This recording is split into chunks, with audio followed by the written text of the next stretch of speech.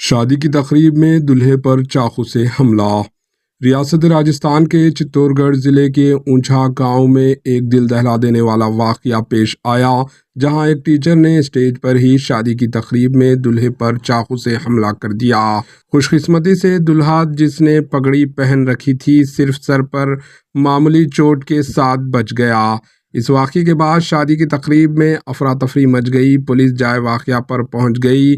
دلہن کے بھائی نے بتایا کہ یہ واقعہ کرشنا وینی اور مہندر کی شادی کی تقریب کے دوران پیش آیا۔ اونچھا گاؤں کا رہنے والا ٹیچر شنکر لال بھارتی نے دلہے پر غیر متفقہ طور پر حملہ کرنے سے پہلے دلہن کو تحفہ بھی پیش کیا۔ ویڈیو میں ریکارڈ ہونے والے واقعہ سوشل میڈیا پر تیزی سے پھیل گیا۔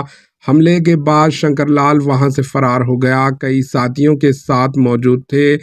دلہن کے بھائی وشال نے بتایا کہ یہ واقعہ 12 مئی کو پیش آیا۔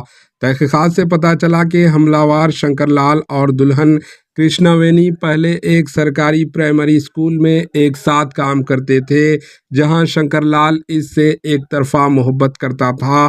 پولیس نے ملزم نوجوان کے ساتھیوں سمیت گرفتار کر لیا ہے۔ Bureau report, AHN news.